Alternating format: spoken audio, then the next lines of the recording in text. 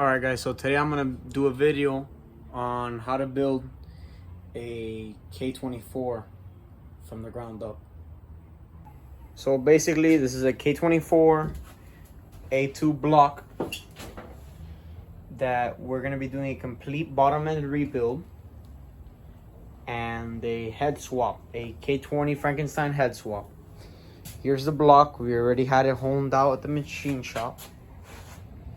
Every time that you add a new set of pistons, you need to rehone your block, whether you leave it standard size or a larger piston. The pistons we're going to be using are the stock K24 A2 pistons. As you can see, we cleaned them up already. Here are the new piston rings. These are already on. These are basically ready for install.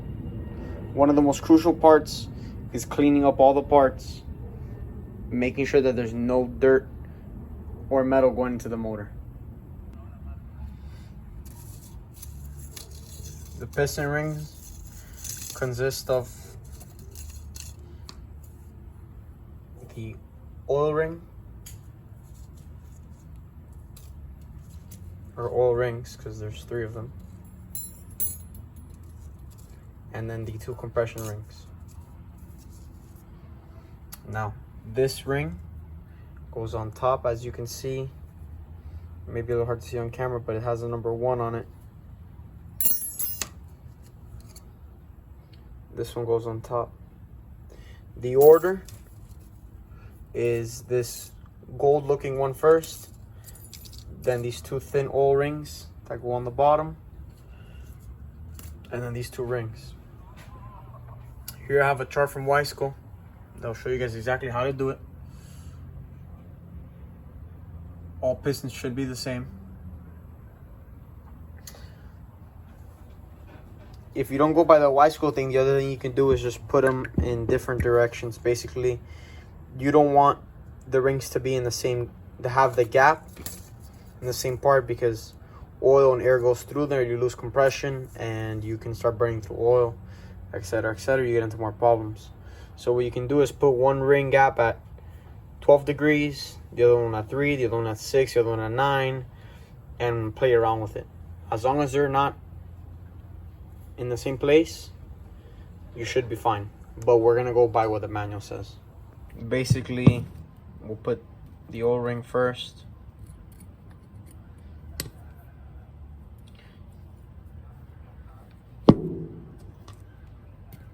The bottom one. Make sure that the first oil ring, it goes in a 6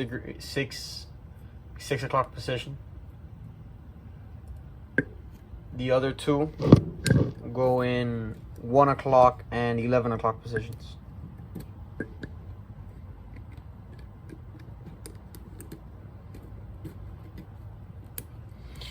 You can use a certain tool for this.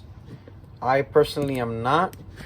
I don't really feel the need to, and I know that I could get the job done perfectly fine just like this, but it depends on you. You can do it however you want it. Bottom 3 are on. Now we're gonna put on the top 2.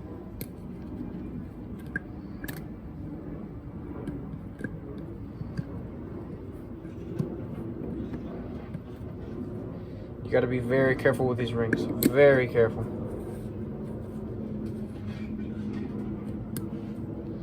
You cannot bind them, you cannot twist them, you can't break them. Another thing, these rings should all be gapped to a certain measurement, which I already did with these, but I'll make another video on another set of rings to properly gap them, just so they don't touch, the ends don't touch. That's mostly a concern on boost and nitrous applications, but every motor should get the same treatment. Pistons should look like this. Top compression ring 3 degrees, 3 o'clock. Bottom one is at about 9 o'clock. You have the old expander ring at 6 o'clock, and then at 1 o'clock you have the bottom ring, and at 11 o'clock you have the top ring. This is exactly how Wiseco tells you to do it. We're gonna be doing it the same way. They're all done the same exact way. All the rings are gapped. Everything is ready to install into the K24. This is our crankshaft. We had it cleaned and polished. We're gonna say at standard size bearings. Got the thrust washers, rod bearings, and main bearings. The main bearings go on the rod itself, on the crank itself, and then you have the actual rod bearings that go where the rods go, on here. Make sure that if you do get this material taken off here, you need to get a bigger size bearing for it. If not, it's going to be too loose and you're going to run into a lot of problems. The head gasket we're going to be using is a Cometic head gasket. Very good brand. You can also use OEM for the setup. Now, before we install the pistons, even if the machine holds your block and cleans it, you have to clean it yourself at home. Now, to clean out these cylinders, there's always metal in them. So what we want to do is get a rag, a clean rag, and some ATF. Clean white rag, some ATF. Make sure this is lint free. It's not going to leave any lint or fabric or material inside your walls. And we're going to want to dip it a little bit and clean the walls out with the same towel. And you're going to see how dirty this gets with metal. Just want to go around. You may want to repeat this process a couple of times per cylinder. I already did start cleaning a little bit on my own, but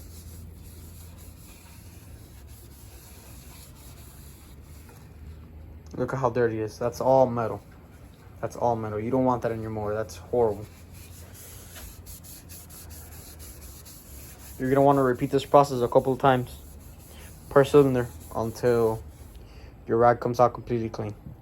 Alright guys, so basically now I'm pretty much done cleaning up the walls. You see little specks of dust. That's not a problem. That's because I had it sitting for about a week and I didn't put WD-40 on it. It's very clean now. You guys can see that we started off with these rags, and little by little, less and less metal started coming off. Some of you may be wondering what kind of fluid are we using. We're using ATF. The reason why we're using ATF is because it has detergents and things that actually clean the walls compared to regular oil. This stuff actually cleans it. And in case you don't believe me, if you ever open up an automatic transmission, it's going to be very clean on the inside. Compared to motors, motors are very sludgy on the inside. So that's the reason why a lot of people use ATF. Any ATF works, by the way. Cheap, doesn't matter. Alright guys, so now we've turned the block over. Now you're looking at the bottom part where the crankshaft goes. As you can tell, still has some Honda bond on here from before. You're going to want to get a regular razor blade and clean it all off. You need to have a clean surface to apply the new Honda bond. You could do this with a chisel, with a razor blade, with whatever you want. Doesn't matter, as long as you get all the Honda bond off.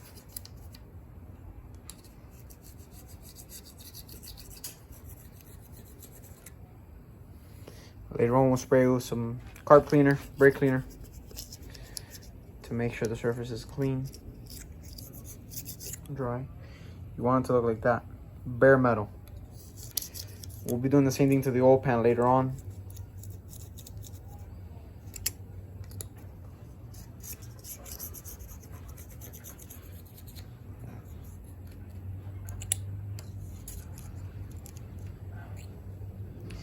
Here it has some grooves. Make sure you get all of the Honda bond off. Up next, we're gonna take apart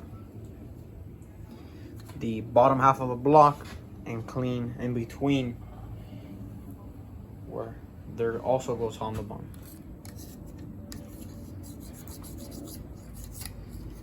This right here is also known as a girdle, or the main bearing holder, or whatever you may want to call it.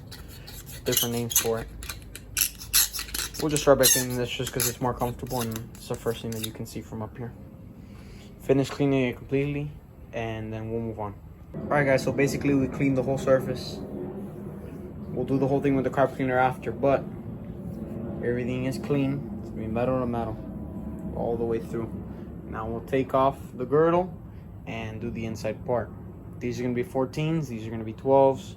1, 2, 3, 4, 5, 6, 7, 8, 9, 10, 11, 12, 13, and 14 of the 12 millimeters, and then 1, 2, 3, 4, 5, 6, 7, 8, 9, 10 of the 14 millimeters. Alright guys, so here we've taken off the bottom girdle. Taking it off now, you can actually see the main bearings. These are the old ones. We're gonna take them out now. Ready to clean this with the razor blade. This one I have not cleaned yet. Clean it now. All the bolts you should take off. Clean each one individually. They might have dirt on them and sludge from the motor itself. You gotta take off all this old Honda bond. Has to all come off. All of it. We need a clean surface for both of them, and we also have to take off these main bearings. Okay, now we've cleaned this up with our carpet cleaner. See, the rag's pretty dirty. You're gonna notice when you're cleaning it up that you have these grooves here. These grooves need Honda bond. When you guys put it together, you guys have to make sure you guys put the Honda bond all the way over here. If not, it'll leak. You do not have to apply Honda bond into here. This is all under oil in the motor. Now we're going to take out the old ones, which normally I would just get a small screwdriver and tap it here and it'll just pop out. That's the best way to do it. You could also do it right here. You have this little groove, put a flathead screwdriver in it, pull up, they all pop out.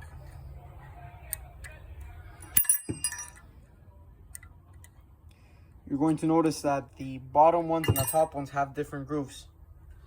Look at the groove here. And look at the groove here. Same goes for down here.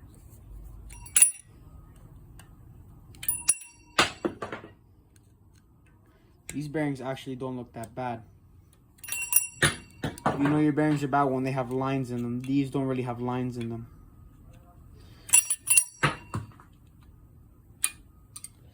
This motor wasn't honestly bad overall. We're gonna put compressed air into all these holes. Make sure everything's clean. You don't want anything in your oil passages or anything else in the motor. So this is how the old bearings ended up coming out. See, they're in pretty good condition. This motor definitely had a lot more life left. There's a couple of lines on it, but it's no big deal. They're overall in pretty good condition. This motor definitely had some life left in it. The discoloration. These motors tend to last a long time. Now we're gonna take off the bottom rod bearings and then put on the new ones. The bearings and everything, you have to use assembly lube. This is the assembly lube I chose to use, Permatex Ultra Slick. This is an amazing assembly lube. I've already used it in about 3 motors and I've never had a problem. You're gonna notice how sticky it is and how well it sticks to parts. So to start putting in the actual bearings, the main bearings, I'm gonna apply a load of assembly lube on where they sit to get oil in that groove. So the point of this is for when your motor starts up, you already have oil where it's supposed to be. That's why we're using the assembly lube. It already has a layer of oil on all the components, so there's no metal contact from the beginning. Your set of bearings is gonna bring 10. 5 that go on the bottom, 5 that go on the top. They have different grooves, so you cannot mess up on this. They are dummy proof. These with the holes go on the bottom. These also have the oil holes for the oil to get into your crank. Assembly lube, you can also use oil, but I highly recommend the assembly lube. Just add a little to each one. You don't want any metal to metal contact.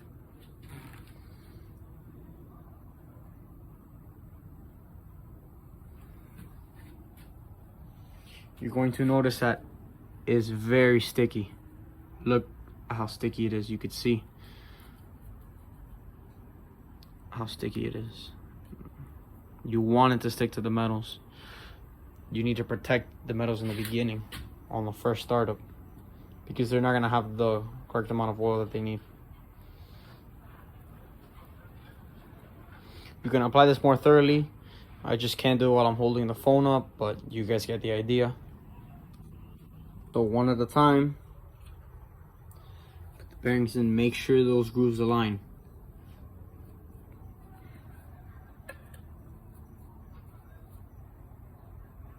Press it down so it's flush on this end and on this end. You do not want it popping out on either end. Repeat the process on all 5 of them. And once you have managed to put all of them in, they should look about like this. Notice how it is flush on both ends. Both ends must remain flush all the way through. Now we're going to add assembly lube on each one of them. Be very thorough with this. Add as much as you'd like. Basically,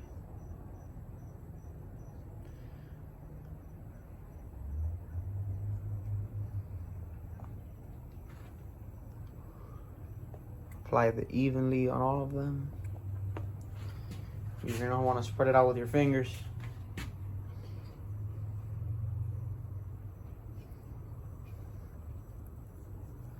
And now we get to put the crank in place. Now, before you put the crank in place, make sure that you clean the crank. You see all these holes? Make sure you get an air compressor and you blow through all of them. Make sure there's no metal in there. This is our crank. Stock K24 crank. Now you're gonna want to place the crank in. Make sure that where the rear main seal goes and the flywheel goes, it is on the back part of the motor where the transmission is. You cannot put it the other way around, okay? This is the timing side of the motor. Once all the oil's on the bearings, you can place it in, and you can even spin it. You can see how the assembly lube gets on it. It should spin freely. It should spin freely. You need to place all of the bearings on the bottom half. And you should have put assembly lube on here, but I already put it on the crank on top, so it'll serve the same purpose. And that way it won't be dripping when we put it over there. Also forgot to mention, these are your thrust washers. These go in the middle. Well, not the middle. On the second one from the back, you gotta put in the thrust washers. Basically what these do is limit the amount of play that your crankshaft has. As you can tell now, you can move your crank front and back and it'll have play. Once you put these in, you should minimize the play. And you should put the flat part facing the block. I want to put them in just like this.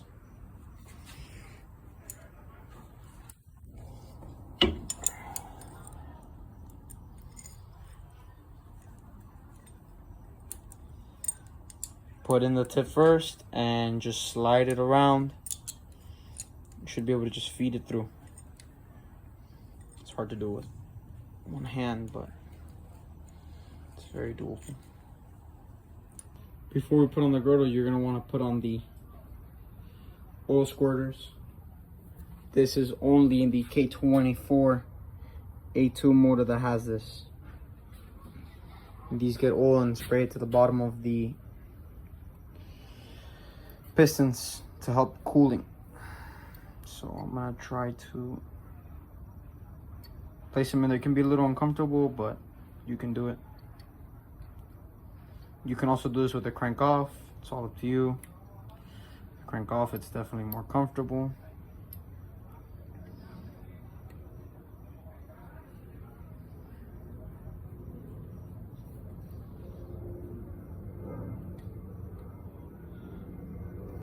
should be able to do this one easier. So make sure you have the flat part on the side of the block. Put in that little groove, let it fall in, and then just rotate it and feed it through. Just like that.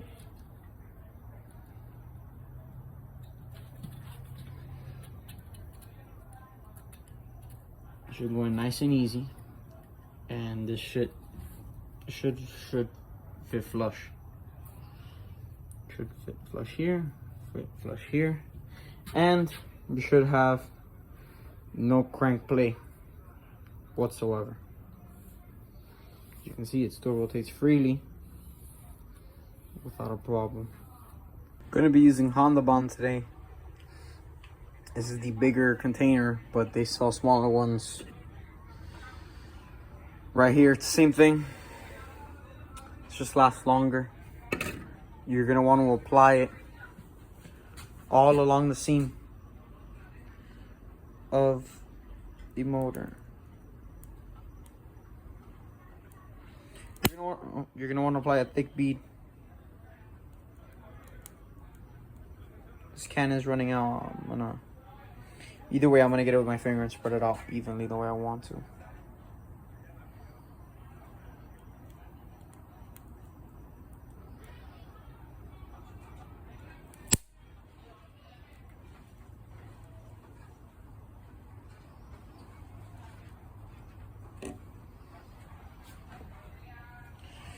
So you're gonna want to spread it out with your finger.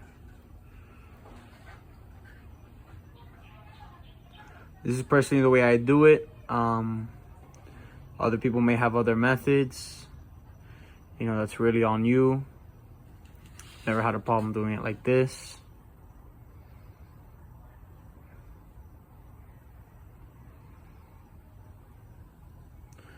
Wherever it's a little thinner than thicker, just slide more material over it.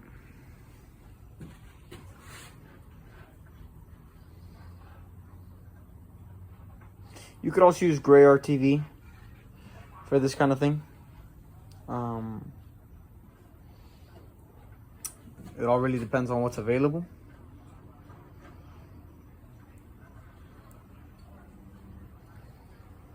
I'm by no means an expert, so maybe other people have ways of doing it better. This is just, from my personal experience, the best way to do it.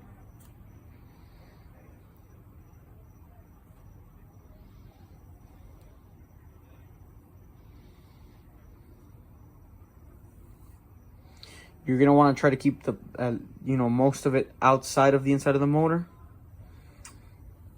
You wouldn't really want a lot of it inside of the motor. Either way, when you press on both metals, it will go inside a little, but that's not really a problem. I'll apply like this on both sides, then sandwich it together. On this side is a better view of the grooves. You're gonna add Honda Bond all over it. This is the bottom of the girdle.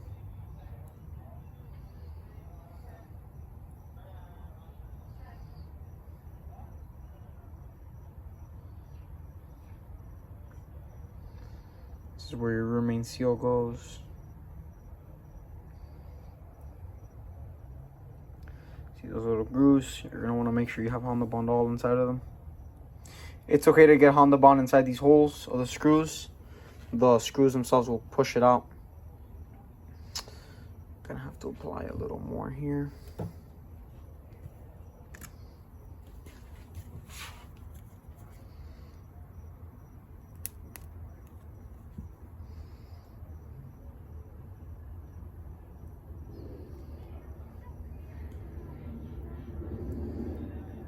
Make sure you fill in those grooves. Everything should be good here. Gotta work on the lighting a little.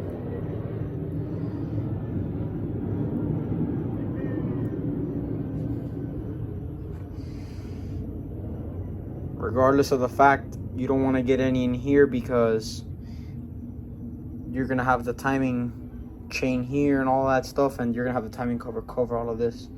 So you don't have to get much Honda Bond in there. Once you put the girdle on, you press it down, you should see Honda Bond coming out, a little seam. We're gonna put in all the bolts now and then hit it with a rubber mallet and tighten things down little by little to make everything get pressure evenly. Torque these to 22 foot-pounds and then 56 degrees, and these bottom ones, which are M8 bolts, to about 16 pound-feet of torque. First, you're going to want to make sure that it sits all the way down to the bottom by hitting with a rubber mallet to close that gap, and then tighten the bolts little by little, crisscross all the way throughout. The torque wrench I'll be using today is a snap-on torque wrench. It is very expensive, but it does the torque measurements and the degrees. That's what we want. This is not the only tool you can use. You can use a regular torque wrench, but you would have to buy the separate thing to count the degrees apart. First, we'll do the girdle bolts, and then we will do the main cap bolts. And just a point of reference, guys, start from the top, go to the bottom, go 1, 2, 3, 4, 5, 6, 7, 8, 9, 10. That's how you're gonna want to do it. That's how I do it, at least. Same with the bottom ones. Go all around to 22. Then if you have a snap-on torque wrench, you can change it to degrees, and you're gonna want to put 56 degrees at 22 foot-pounds. Then again, everyone's torque wrench is different. You can find a torque wrench similar to this at Harbor Freight for under $200. I think around $100. You're gonna want to go over all the bolts a couple of times. Don't just go one pass around. Make sure that everything gets torqued the right way. You do not want any of this getting loose.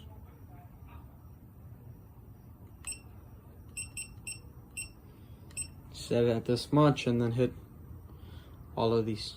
Once you have torqued all of these down, you should see that your Honda Bond comes out a little seam. That's okay. Just leave it like that. It's not a problem. Your crank, if everything is done properly, should be able to move freely. I'm trying to see if I could get it with my hand, but I can't. There you go. You should be able to move freely. It's kind of hard to do, but it moves with no problem. Once we put on the ratchet here, it's a lot easier to twist it around. Should not have a lot of resistance. If it has a lot of resistance, then you did something wrong. If it does not have a lot of resistance, then you did it right. Flip it with a finger. Everything looks good. Now we're gonna go on to putting on the pistons. So before we go to put the pistons in, you're gonna get a white rag. Make sure you clean everything up, because now we're gonna actually put the pistons in. When putting together these bolts on the rods, you're gonna want to dip them in oil. You're gonna want to dip these threads in oil. 530 preferably, because when you go to torque them into the rod themselves, if they don't have lubricant, they're going to get to a certain torque before they're gonna get stuck and get to a certain torque before they're at the actual torque that they need to press down on this rod. So that's gonna help lubricate it and let the thread go through easier, allowing you to apply more torque. So to put on these bearings, you do not have to put oil on the actual rod itself. You only need to put assembly lube on the bearing part of itself, same as over here. Now, to install the piston into the block, make sure that the intake side is on the intake side of the motor. Since we are in the back part of the motor, this is the exhaust where the oil filter goes. Intake valves are on that side. Arrow is facing the timing. You're going to need a certain spring compressor to install into here. Now the spring compressor that we're going to be using is this kind of spring compressor. It is a one size spring compressor by Wiseco. This is about 40 bucks. It's worth it completely. All you have to do is lube it up here and press it into the bore. The other style, I find it really annoying. It can kind of be a hassle. I don't really recommend them, but people have been using those for years. I just like this better. What we're gonna do is lube up the wall here with assembly lube. Just put some lube on your finger.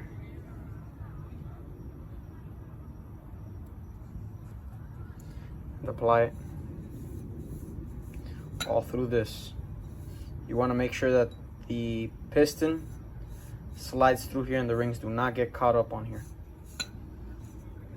Make sure you lube this up, and I recommend lubing up the walls a little bit, not too much, just a thin layer of it. I flipped the block around so it's easier to actually see. Intake valves on this side, exhaust on that side, arrow facing this way towards the timing. There you go. Basically, you slide this over. See if I can kind of do it for you guys.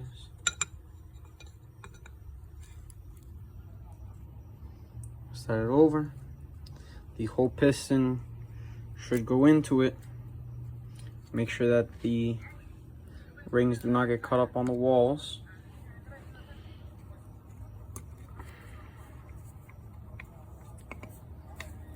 This is rather difficult to do with one hand, but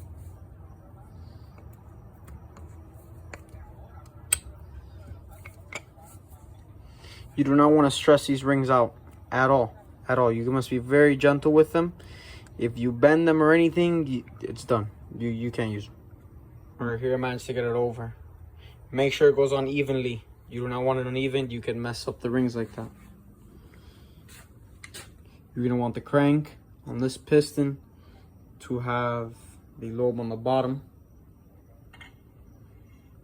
Slide this in. Make sure the grooves fit through. Push it in nice and slow. It should get tighter as it goes down. That means the rings are compressing. And then if you don't do it with enough force or enough quickness, what's going to happen is the rings are going to expand and it's going to get stuck right on here. I'm not going to be able to do it while I'm holding the phone down, but you guys understand what you got to do. If you do it correctly and you just press it down one time, piston should slide through. So got it to the bottom. Now you can just press in with your fingers and push it all the way down till it gets to the crank. We're gonna flip the motor over so you can get a better visual of this. First flipped over, you can see that the rod is almost where the crank is at. You might be able to pull it to the top or just push it down through the bottom so it gets closer. Now, before you make it come into contact, I recommend putting assembly lube on the crank. We're gonna apply some assembly lube now to the crankshaft. You could have also put it on the rod bearing, but that's all on you. Apply some there. You're gonna also want to apply a little here. Spread it out. Okay. Now we're gonna press this up a little more. There you go. Now the rod just made contact with the bottom of the crank. We're gonna put on the cap for it. Make sure that you put on the cap where the lines of where the lines line up. See that there. Put on the cap. Some of the newer TSX style pistons actually have a different kind of casting, and we'll have this, the separation different on each side. We'll get into that in another video, but you got to make sure that in that case you 100% have to put in the right way. Either way, it is put on the right way. Should close, no problem. And then you grab your bolts that you've been dipping in oil. Make sure these are obviously clean.